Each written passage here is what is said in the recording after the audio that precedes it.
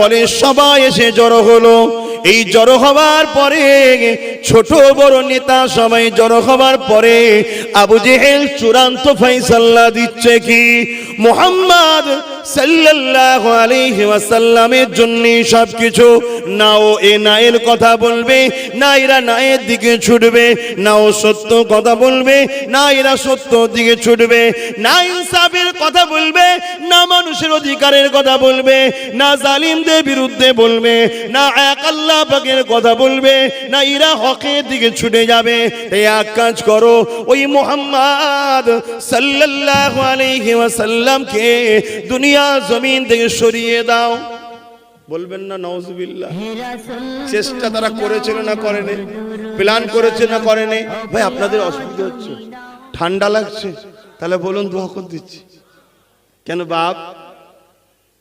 জোর করে প্রেম হয় না, জোর করে প্রেম হয় না, ওটা সন্ত্রাসী হয়। আমি ধর্মের কথা বলে সন্ত্রাসী করবে, এটা তো হয় না। প্রেমের দরকার।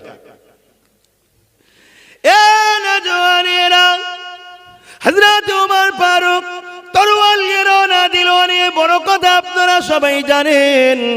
ওই সময় 39 জন আল্লাহ নবীকে নবী বলে মেনে না সত্য ইনসাফের দিকে চলে এসেছে, শান্তির দিকে চলে এসেছে, মানবতার দিকে চলে এসেছে, হকের দিকে চলে এসেছে মাত্র 39 জন। এ যুবক ওমর ফারুক তরোয়াল নিয়ে গিয়ে যেতে লেগেছে। তখন নাম শুধু ওমর ছিল, ফারুক ছিল না, হযরতও ছিল না। আল্লাহ নবীকে কতল করে দেবে নাউজুবিল্লাহ। অনেক বড় কথা, তার আগে অনেক ঘটনা ঘটেছে। ওইদিকে যাচ্ছে না, নবী পাকের দরজার দিকে আগিয়ে যায়। যাবার সময় ওমর বলে গেল, এ সরদারেরা, নেতারা, লিডারেরা, শোনো, মালপানি রেডি করো, পুরস্কার রেডি করো। আমি রাসূলকে কতল করে দিয়ে সে সবটা নেব। মনে রাখবে 39 জন হয়েছে, আর 40 জন তো দেবো না। 200 খোরা দেবে বলেছো, রেডি করো। সোনা দানা দেবে বলেছো, রেডি করো। সব রেডি করো, সব রেডি করো। এ যুবক, সেদিন যদি নাইকে মিটাবার জন্যে, রসুলকে মারার জন্যে 200 খোরা যদি দিতে পারে, সোনা দানা দিতে পারে, নিবার জন্যে লোক যদি রেডি হতে পারে, আজও তোমার মতো ছোটখাটো কেউ হকের পক্ষে থাকবে, আমার মতো কেউ ছোট হকের পক্ষে থাকবে, আমাদের উপরে জুলুম করার জন্য এই রকম প্ল্যান পরিকল্পনা তৈরি হতে পারে না, পারে না। এতে মন খারাপ করলে হবে না। কেন মন খারাপ করলে হবে না? কেন প্ল্যান তৈরি করেছে ঠিকই, কিন্তু সাকসেসফুল হবে কি হবে না, সব ফয়সালা কার হাতে? চিৎকার দিয়ে বলো আরো জোরে। আল্লাহ রাব্বুল আলামিন যেটা চাইবে সেটা হবে। যদি আমার আল্লাহ তোমাকে হকের জন্য শহীদ হিসাবে চান, তুমি শহীদ হয়ে যাবে। আর যদি আল্লাহ তোমাকে গাজী চান, অবশ্যই তুমি জিতবে, কামিয়াবি হবে। সমাজের জন্য তুমি বড় পটেল হয়ে যাবে, সমাজ তোমাকে দেখে আগামী দিন শিক্ষা নেবে। আর যদি আল্লাহ তোমাকে শহীদ হিসাবে চান, তাহলে তুমি শহীদ হয়ে যাবে। তবে মনে রেখে দিও, মৃত্যু কিন্তু সবার হবে। আল্লাহর পক্ষে থাকলেও মৃত্যু হবে, শয়তানের পক্ষে থাকলেও মৃত্যু হবে, আল্লাহর পক্ষওয়ালাকে মারতে গেলেও মৃত্যু হবে, আর শয়তানের পক্ষে থেকে দালালি করলেও মৃত্যু হবে। মৃত্যু সবার হবে। মৃত্যুর পর একটা জায়গা রয়েছে জান্নাত, আর একটা রয়েছে জাহান্নাম। তুমি কোন জায়গায় যেতে চাও সেটা তুমি ঠিক করে দেখো। এ যুবক, শুনে রেখে দাও, আল্লাহ নবী কেমন করে ওমর ফারুক রওনা দিচ্ছে কতল করে দেবে বলে। যাবার সময় বলতে লেগেছে, লিডারেরা শোনো, 39 থেকে 40 হতে দেবো না। আর আমার আল্লাহ আওয়াজ দিয়ে দিল, ওমর তাড়াতাড়ি তাড়াতাড়ি তাড়াতাড়ি যা, আমি আল্লাহ তোকেই 40 বানিয়ে দেবো। এ যুবক, শুনে রেখে দাও, দুনিয়া যুগে যুগে যুগে আল্লাহ দিনকে মিটাতে চেয়েছে, নবীদেরকে মিটাতে চেয়েছে। যারা মিটাতে চেয়েছে তারাই মিটে গেছে। তাদের ঘরের ছেলেরাও নবীর প্রেমিক হয়ে গেছে, বা কখনো কখনো তারাও নবীর প্রেমিক হয়ে গেছে। যেমন ওমর ফারুক মিটাতে এসেছিল, ওমর নিজেই নবীর প্রেমিক হয়ে যে নবী পাকের গোলাম হয়ে জিন্দেগি কাটিয়ে দিয়েছে। এখন আমি যেটা বোঝাতে চাইছি, এ যুবকেরা, এরপরও যখন দেখলো আবু জেহেল যে ওমরও নবীর দিকে চলে গেল। আবার তারা প্ল্যান করেছে, এক কাজ করো, আমরা একা একা যাব না, সবাই মিলে রাত্রিরে নবীর ঘর ঘিরবো, নবীকে হত্যা করে দেবো। নাউজুবিল্লাহ মিন জালে। এ যুবকেরা, তরুণেরা, বাপেরা, আল্লাহ যাকে হিফাজত করে কেউ কিছু করতে পারবে না। একটা ছোট্ট নমুনা বলে দিয়ে যায়। আমার জিন্দেগিতে একটা অ্যাক্সিডেন্ট, আমার বাড়িতেও গভীর রাত্রিরে অনেক গিয়েছিল, কি ইরাদা ছিল জানি না, কিন্তু আল্লাহ যাকে রক্ষা করে, তালা খোলা ঝুলছে, সকালে দেখলাম, কিন্তু চোখে দেখতে পেল না, ঢুকতে পারল না। এটারই নাম হলো আল্লাহ পাকের ক্ষমতা। এ যুবকেরা, তরুণেরা, এ নবী পাকের প্রেমিকেরা, এ নওজওয়ানেরা, মৃত্যু সবার একদিন না একদিন হবে। আব্বাস সিদ্দিকী কবে মরবে কেউ জানে না, কিভাবে মরবে কেউ জানে না। দুনিয়া কি চাইছে ওটা বড় কথা নয়, আমাকে যিনি জান দিয়েছে তিনি যেটা চাইছে ওটাই হবে। আমি নিজে চেষ্টা করেও কিছু করতে পারবো না, আমার মালিক যেটা তকদিরে লিখেছে সেটাই হবে। তবে যাবার আগে বলে দিয়ে যায়, এ যুবক, তোমাকে তোমার আল্লাহ পাঠিয়েছে এই দুনিয়া জমিনে। কুনতুম খায়রা উম্মাতিন উখরিজাত লিন-নাসি তা'মুরুনা বিল মারুফ ওয়া তানহাউনা আনিল মুনকার। ন্যায়ের পক্ষে থাকতে হবে, অন্যায়ের বিরোধী করতে হবে, ন্যায় কাজ করতে হবে, অন্যায় থেকে দূরে থাকতে হবে, ন্যায়কে সাহায্য করতে হবে, অন্যায়কে মিটাবার জন্য সহযোগিতা করতে হবে, ন্যায়কে চিন্তা করার জন্য হাত লাগাতে হবে, অন্যায়কে মিটাবার জন্য হাত লাগাতে হবে। এ যুবক, অন্যায়ের পক্ষে থেকে হোসাইনি যেমন দাবি করা যায় না, আর ন্যায়ের পক্ষে থেকে এজিরি তেমন দাবি করা যায় না। তাই মনে রেখে দেবেন, আজকে দিনও ইতিহাস আমাদের কাছে এসে গেছে। ন্যায়ের পক্ষে সংগ্রাম যারা করবে তারাই তো কোরআন সুন্নাহর প্রেমী। মনে রেখে দেবেন, ন্যায়ের পক্ষে যেমন নামাজ আছে, রোজা আছে, হজ আছে, দান খায়রাত আছে, গরিবদেরকে ভালোবাসা আছে, আল্লাহ সৃষ্টিকে ভালোবাসা আছে, এতিমদেরকে সাহায্য করা আছে, অসহায়কে সাহায্য করা আছে, বিধবাকে সাহায্য করা আছে, মা বাপকে সাহায্য করা আছে, মসজিদকে বাঁচাবার প্ল্যান করা আছে, মাদ্রাসাকে বাঁচাবার জন্য এগিয়ে যাওয়া আছে, ইত্যাদি ইত্যাদি। এগুলো সব নাই নাই নাই, এগুলোর বিরোধী যারাই করবে তারাই হলো অন্যায়ের পক্ষে, তাদের দলভুক্ত হয়ে আর হোসাইনি মুসলমান দাবি করবো হবে না, তাদের দলভুক্ত হয়ে জান্নাতে যাব আশা করলে হবে না। এ যুবক, শুনে রেখে দাও, জেনে রেখে দাও, আল্লাহ নবী নূর নবী দয়ার নবীর ঘরটা ঘিরে ফেললো, নবী পাককে মেরে দেবে বলে। হযরতে মাওলা আলীকে আল্লাহ নবী বলেছিল, আলী রে, তুমি আমার ঘরে, আমার ভেতরে, আমার হুজরা শরীফের মধ্যে আমার চাদরকে মুড়ি দিয়ে তুমি শুয়ে পড়ো, আমি আস্তে আস্তে চলে যাচ্ছি, আল্লাহর হুকুম হয়েছে আমি হিজরত করব। শয়তান চৌদিকে ঘিরে ফেলেছে, আবু জিল, উতবা, সাইবা ঘিরে ফেলেছে। আমার নবীর অপরাধ কি? কিছুই অপরাধ নয়। নবী ন্যায়ের কথা বলেছে, অন্যায়ের বিরোধী করেছে, নবী সত্য কথা বলেছে, মিথ্যা থেকে মানুষকে ফিরে আসার কথা বলেছে। আল্লাহ নবী মানুষকে জুলুম করতে নিষেধ করেছে, মানুষের হকটা দিতে বলেছে। এই জন্য আবু জেল, উতবা, সাইবা তারা লুটেরা ছিল, জালিম ছিল, চতুরহীন ছিল, মাতাল ছিল, খুনি ছিল, তারা নারীদের শোষণকারী ছিল, তাই তারা আমার নবীর বিরোধী করেছিল। আজ যারা আলেম সমাজ ন্যায়ের পক্ষে কথা বলবে, আজকে দিনে যারা নবীর ওয়ারিস তাদেরও বিরোধী করবে কারা? যারা চোরেদের পক্ষে, ন্যায়ের বিরুদ্ধে, অন্যায়ের বিরুদ্ধে, অন্যায়ের পক্ষে, যারা সময় মদের পক্ষে, তারা নারীদের জুলুমের পক্ষে, নারীদের শোষণ করার পক্ষে, তারাও দেখবে না আলেমে হাক্কানীদের বিরোধী আজকের দিনও করতে লেগেছে। অনেক বড় কথা, নবী আমার এমন করে রওনা দিতে লেগেছে। আল্লাহ নবী যখন রওনা দেবে, ঘিরে ফেলেছে।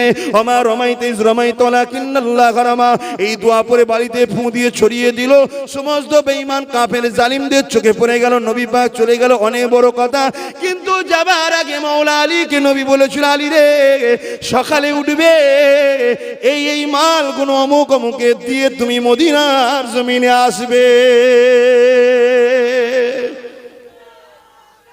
আল্লাহু আকবার।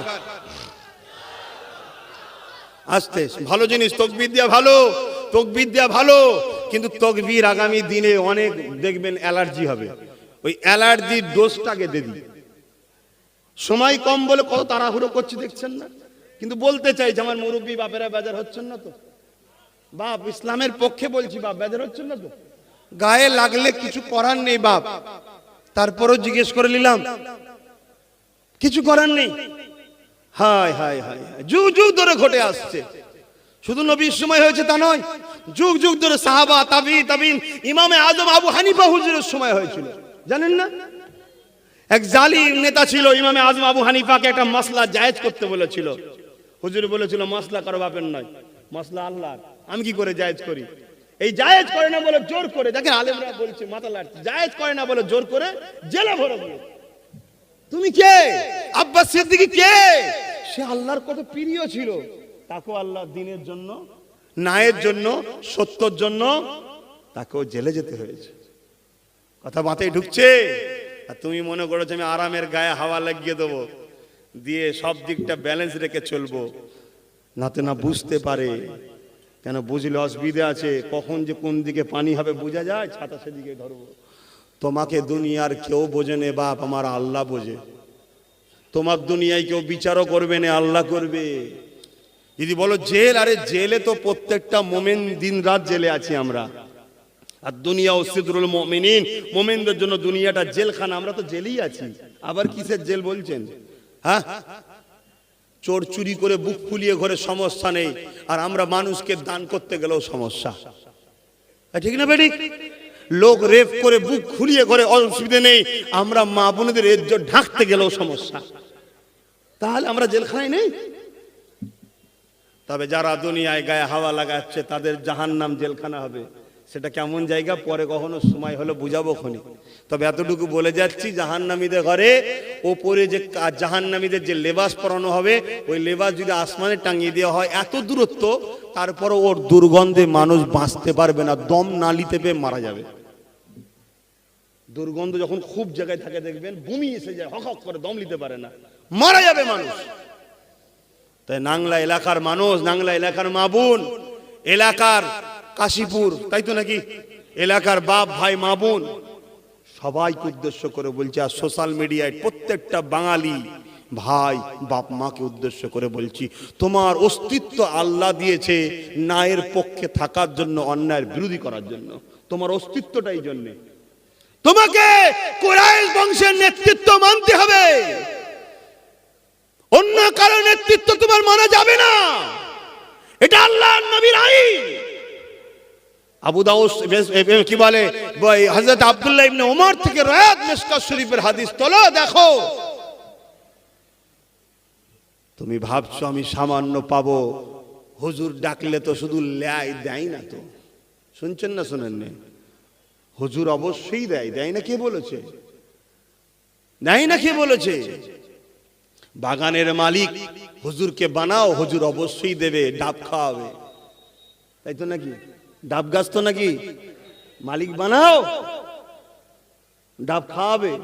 জঙ্গল পরিষ্কার করে সুন্দর করে বেড়া দিয়ে গাছের গোড়ায় পানি দাও, আদ দাও, গাছ বড় হবে, ডাব হবে, তারপর তো তোমায় খাওয়াবে। কেন খাওয়াবে না?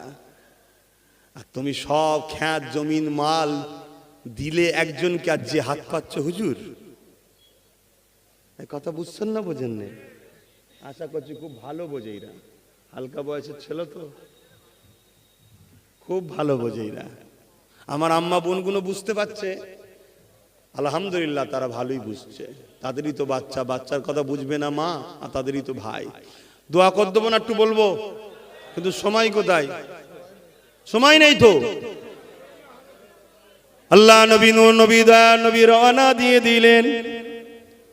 হযরতে মাওলা আলী নবী পাকের বিছানাতে, মন দিয়ে শোনেন, মন দিয়ে মন দিয়ে মন দিয়ে ভাবার বিষয়। নবী পাকের বিছানায় নবী চাদর মুড়ি দিয়ে শুয়ে আছে, শুনছেন না? বিছানাটা কার? দয়ার নবীর। চতুর্দিকে ঘর ঘিরে মারতে এসছে কাকে? দয়ার নবীকে। শালটা কার? দয়ার নবীর। মুড়ি দিয়ে ঘুমাচ্ছে কে? হযরতে আলী। ভাই ঘুম হবে?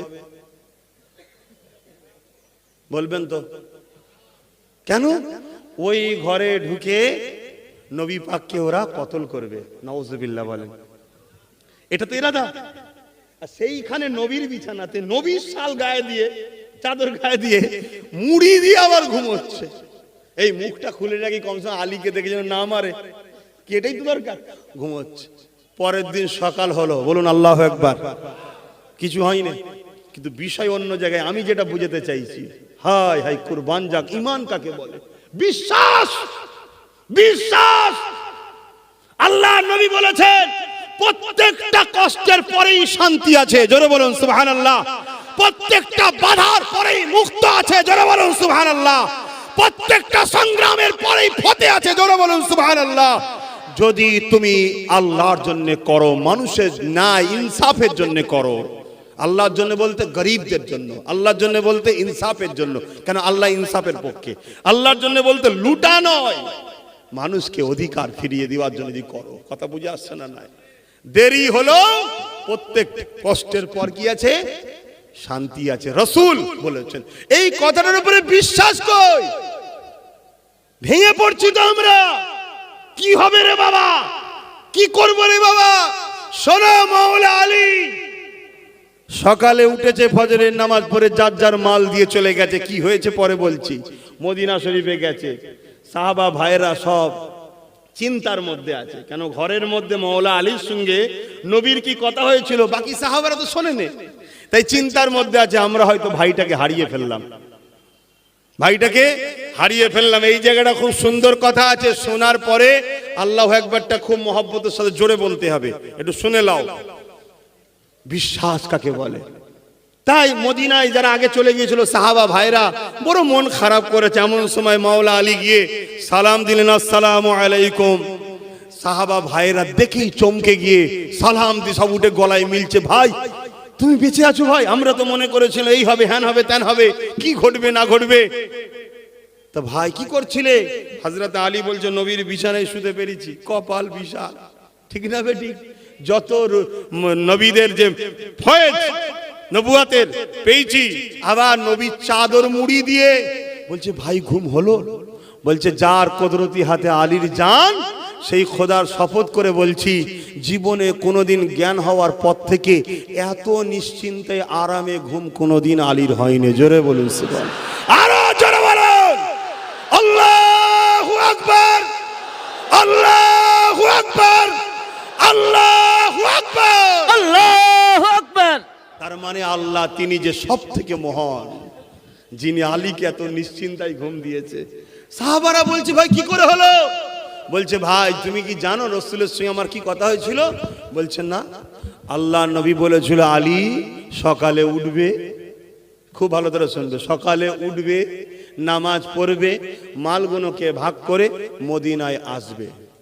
ভাই আলীর অন্য কোন দিন মরণ হবে না হবে আলী জানে না, কিন্তু 100% ওই দিন মদিনা আসার আগ পর্যন্ত আলীর মৃত্যু নাই।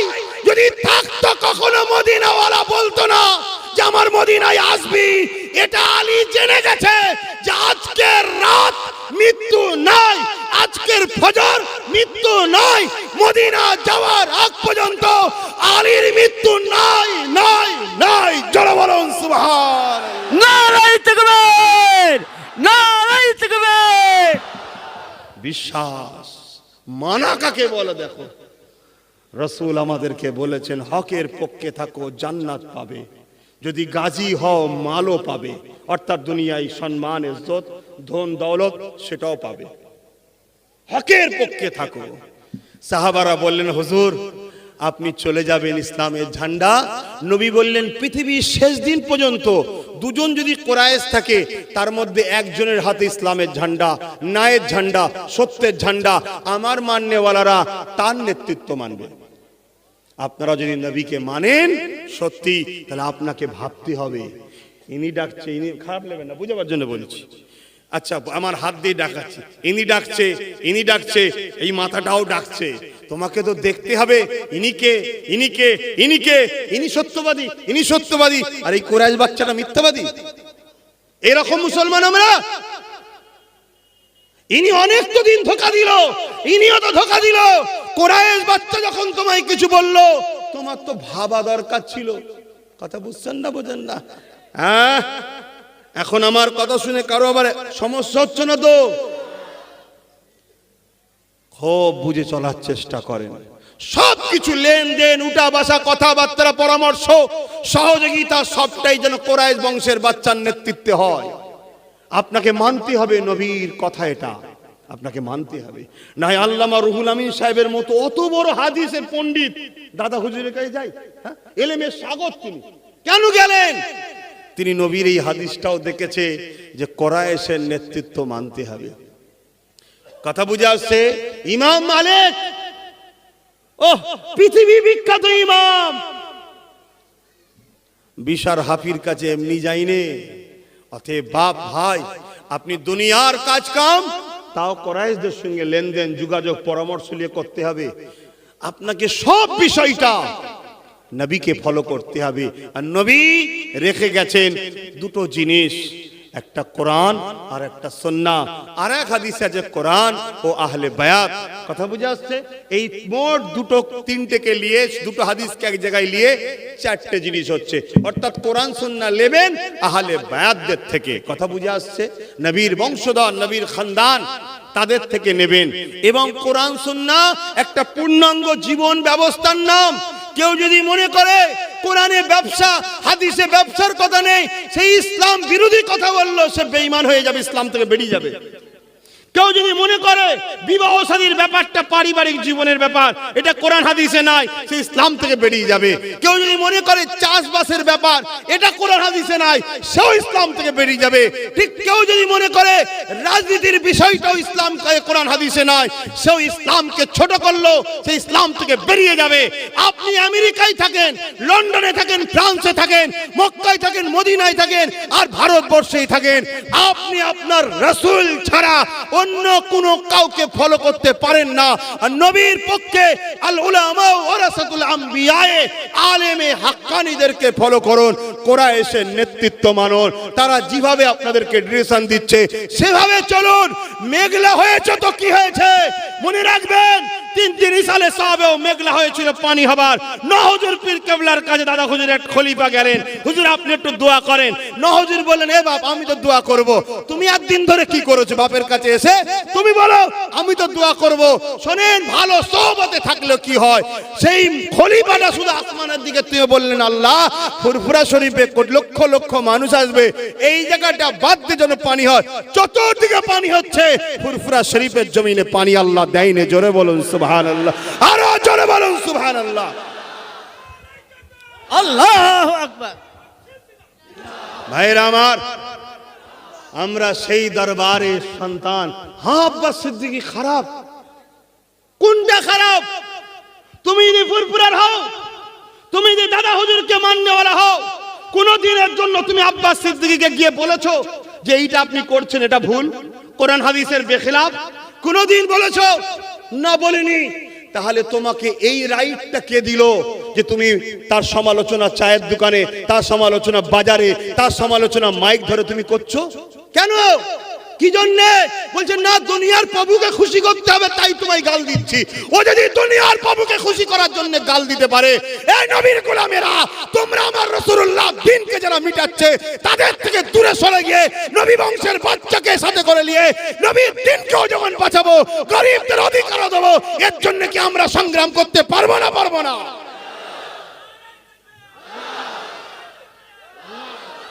ভাইরা আমার, যে যা ধর্মের দোকানকে ঠেকাবার জন্য ব্যবস্থা করছে, যে যা ধর্মের দোকান বাঁচাবার জন্য ব্যবস্থা করছে, যে যার ধর্মীয় ভাবাবেগকে জিন্দা করার জন্য জনগণের টাকা তার পার্সোনাল ধর্মেরকে জিন্দা করার জন্য কোটি কোটি টাকা ব্যবহার করছে, সেখানে ধর্মের সুশ্রী পাইনি। আর আমি বলছি আমার মাদ্রাসাকে শিক্ষক নিয়োগ বন্ধ করে দিয়ে মাদ্রাসাকে বন্ধ করে দিচ্ছে, আমার মাদ্রাসাকে বোলডুজার দিয়ে ভেঙে দেওয়া হচ্ছে, এগুলো অন্যায়। আমার বোরখাকে বন্ধ করে দেওয়া হচ্ছে, এটা অন্যায়। আমার মুসলিম কওমকে বেকার গরিব ইচ্ছা করে বানানো হচ্ছে যাতে করে একটু ভিক্ষা পেলেই যেন তোষণ শুরু করে দেয়, এটা অন্যায়। তখন বলছে আব্বাস সিদ্দিকী ধর্মের সুশ্রী দিচ্ছে। কথা বুঝছেন না, বোঝেন না? যে যা ধর্মের দোকানকে সুন্দর করে গুছাবার জন্য অপরের লোকের টাকাও দরকার হয়, নিয়ে চলে আসছে, নিয়ে এসে তার ধর্মের দোকানকে গুছোচ্ছে। আমি তার চেষ্টাকে খারাপ বলছি নি, সে তার ভালোবাসাকে করবে না।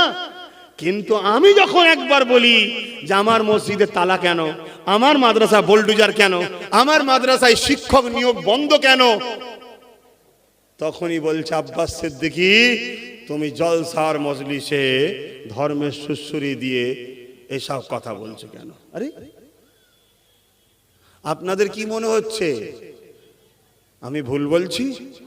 আপনারা বলুন ভুল বলছি? যদি ভুল না বলি, আপনারা কারা আমার পাশে ছিলেন, আগামীতেও থাকবেন, একটু হাত তুলে আল্লাহকে সাক্ষী রাখেন। আলহামদুলিল্লাহ, আলহামদুলিল্লাহ, হাত তুলে রাখেন। হাত তো আমি কাউকে জোর করলাম? কাউকে জোর করেছি? কাউকে ডিস্টার্ব করছি? কাউকে বলেছি হাত না তুললে হাত কেটে নেবো? এই কাউকে বলেছি? কিন্তু এই হাতগুলো আগামী দিন বিক্রি হবে না তো? এই আগামী দিন ধোকা দেবে না তো? এই আগামী দিন প্রতারণা করবে না তো? এই আগামী দিন ইসলামের দুশ্মনদের সঙ্গে হাত মিলিয়ে নেবে না তো? আগামী দিন কোরআনের বিরোধীকারীর সঙ্গে হাত মিলাবে না তো? আগামী দিন জলসা করতে পারমিশন যারা দিচ্ছে না, ডিস্টার্ব করছে, তাদের সঙ্গে হাত মিলিয়ে নেবে না তো? মা বুঝেন, বাপ বোঝেন, সারা বিশ্ব জুড়ে চক্রান্ত চলছে ইসলাম ও ইসলামের অনুসারীদের ঘরে মিটিয়ে দিবার। মিটাতে গিয়ে প্রথমে দিচ্ছে কি? টাকা। শুনছেন? টাকা লে ধর্মের ময়া ছেড়ে চলে আয়। টাকায় আসছে না, পদ নিবি? হ্যাঁ, পদ লে ধর্মের ময়া ছেড়ে দিয়ে চলে আয়। তাও আসছে না, মাফ করবেন সত্য কথা, নারী দেওয়া হচ্ছে। নারীলে প্ল্যান মাপি নারী তার পিছনে লাগিয়ে দেওয়া হচ্ছে। সে তাকে ডিস্টার্ব করে করে করে করে আস্তে আস্তে সব শরীর জেসম দিয়ে দিচ্ছে, কিন্তু বলছে ইসলামের ময়া ছেড়ে দে, আমরা ইসলামকে মারবো। তুই যেন পদে বসে ইসলামের দরদ দেখাবি নি, তাহলে পদ দেবো না। শুনছেন না? আমরা ইসলামকে টুকরো করব, তুই যেন আমাদের দিয়ে টাকা লেবার ইসলামের পিছনে লাগাবি নি, তাহলে কিন্তু অসুবিধা আছে। বন্ডে সই করিয়ে শুধু খোলসটা রয়েছে মুসলমান, ভেতরে সব ইসলামের বিরোধী হয়ে গেছে। তারা এখন সমালোচনা করছে কাদের? নবী বংশের সন্তানদের। তারা সমালোচনা করছে কাদের? প্রবীণ বিজ্ঞ আলেমদের। অবশ্যই তারা পারতো না, যারা পারতো না, যদি একদল বক্তা মলি সাহেব তাদের কাছে বিক্রি যদি না হতো। এতে আমাদের দুঃখ লিবার তো কিছু নেই। আমরা সালাউদ্দিন আইবির ইতিহাস পড়েছি। সালাউদ্দিন আইবি মসজিদে আকসাকে উদ্ধার করেছিল, জানেন তো আপনারা? এত বড় যোদ্ধা ছিলেন সালাউদ্দিন আইবির বিরুদ্ধে। গোপন রাত্রিতে সমুদ্রতে জাহাজ ভর্তি করে হাজারো লাখো সৈন্য পাঠানো হচ্ছে। ক্ষমতা ছিল না। সালাউদ্দিন আইবির রাজত্বের ভেতরেই একদল গাদ্দারকে বিদেশি অর্থ দিয়ে খরিদ করা হয়েছিল। তারা সহযোগিতা করেছিল যে আমাদের রাত্রিরে তোমাদের বাড়িতে আশ্রয় দেব। তাই চতুর্দিকে যখন আসছে, সালাউদ্দিন আইবির কাছে একটা গোপন রিপোর্ট আইবি দপ্তর থেকে চলে এলো, সিবিআই থেকে গোপন দপ্তরে খবর চলে এলো, হুজুর আপনাকে এবং এই রাজত্বকে ধ্বংস করার জন্য লাখো হাজারো সৈন্য সাগর দিয়ে চতুর্দিক দিয়ে আসছে। হুজুর তখন নামাজের মুসাল্লা বিছিয়ে সেজদায় পড়ে গিয়ে বললেন, আল্লাহ, মসজিদে আকসাকে বাঁচাবার চেষ্টায় সালাউদ্দিন লড়ছে। মসজিদের পক্ষে কথা বলার জন্য সালাউদ্দিনকে দুশমনেরা মারতে চাইছে। মসজিদের ঐতিহ্যকে রক্ষা করার চেষ্টা করছি বলেই তো সালাউদ্দিনের দুশমন তৈরি হয়েছে। ওগো আমার আল্লাহ, তুমি আমার জন্য যথেষ্ট, তুমি আমাকে সাহায্য করো। হুজুর আমার পরের দিন ফজরের নামাজ পড়ে নিয়ে মন খারাপ করে বসে আছে। এমন সময় এক দরবেশ এসে সালাম দিল, হুজুর আপনার মন খারাপ কেন? বলছে আপনি কি জানেন না আমার রাজ্যে বহুত সৈন্য ঢুকে গেছে, এই রাজ্যের একদল গাদ্দার আছে, তারা লুকিয়ে আশ্রয় দিয়েছে, কার বাড়ি কখন খুঁজবো কি করে? তখন ওই দরবেশ বলছে, হুজুর আপনার রাত্রিরের নামাজের পানি, চোখের পানিটা, নামাজের মুসাল্লার চোখের পানিটা আল্লাহ কবুল করে নিয়েছে। জোরে বলুন সুবহানাল্লাহ। তাদেরকে ডাঙায় আর আসতে হয়নি, তাদেরকে ডাঙায় আসতে হয়নি। আল্লাহ সাগরের তুফান দিয়ে তাদেরকে গর্ক করে দিয়েছে, ধ্বংস করে দিয়েছে, ধ্বংস করে দিয়েছে। সাহায্য আসবেই, সাহায্য আসবেই, দেরি হলেও আসবেই, দেরি হলেও আসবেই। কেন হক কখনো মিটতে পারে না, পারে না, পারে না। আর হকে সংখ্যা বেশি লাগে না, হকের জন্য ঈমান লাগে, সততা লাগে, মন মানসিকতা সত্য লাগা দরকার। তাই তোমরা আমার কওমের ভাই, তোমরা আমার দাদা পীরের সিলসিলার মুরিদের ঘরের সন্তান। তাই তোমাদের উদ্দেশ্য করে এতটুকু কথা বলে গেলাম, কারণ নামাজের ব্যাপার আছে। 3:45 পর্যন্ত হওয়ার কথা এরা বলছিল, কিন্তু না, 4:30 পর্যন্ত হবে আমি